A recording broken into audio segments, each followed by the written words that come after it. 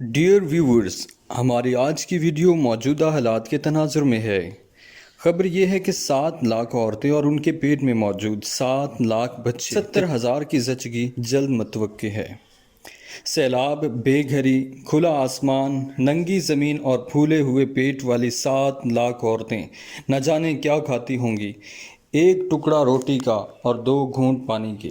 ممکن ہے روٹی کا ٹکڑا بھی میسر نہ ہو، زبان کانٹا بن چکی ہوگی، معدہ دہائی دیتا ہوگا اور دور دور تک کچھ نظر نہیں آتا ہوگا، لیکن پیٹ میں جو بیٹھا اسے کیا خبر کہ باہر سب کچھ بہہ چکا ہے۔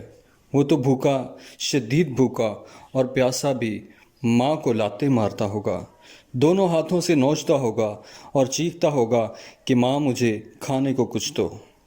ہم سب جانتے ہیں کہ حاملہ کو اچھی غذا ملنی چاہیے، فولاد اور کیلشیم کی گولیاں کھانی چاہیے تاکہ ماں کے جسم میں خون کی کمی نہ ہو، مگر فولاد، کیلشیم اور وائٹامن کی گولیاں اور اچھی غذا اس کے لیے بس ایک دیوانے کا خواب ہے۔ زچگی میں ان کی مدد کون کرے گا؟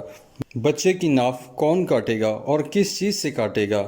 اگر کسی نے کینچی ڈھونڈ بھی لی تو کیا وہ جراثیم سے پاک ہوگی؟ کیا زچہ و بچہ بیماری سے محفوظ رہیں گے؟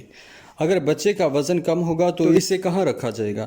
اگر بچے کو آکسیجن کی ضرورت پڑی کیا وہ مل جائے گی؟ یا پلاسنٹا جسم سے باہر نہ آیا، اگر بچہ ٹیڑھا ہوا تو کیسے پیدا ہوگا؟ اور اگر الٹا ہوتے ہی اس کا سر پھنس گیا تو پھر کیا ہوگا؟ اور تو اور زچگی میں بچہ دانی بھی تو پھٹ سکتی ہے۔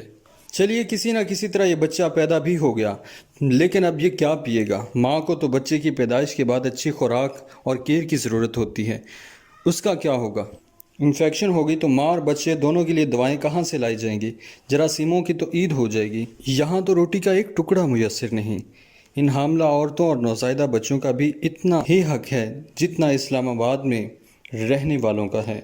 یہ 7 لاکھ عورتیں اور ان کے پیٹوں میں بلکتے 7 لاکھ معصوم بچے، خدا را اپنے پیاروں کا اور ان 7 لاکھ ماؤں کا اور ان کے پیٹوں میں موجود 7 لاکھ بچوں کا بھی خیال رکھیے گا۔ نہ کھاؤں تھا نہ پیوں تھا، سکھ اس میں خوراک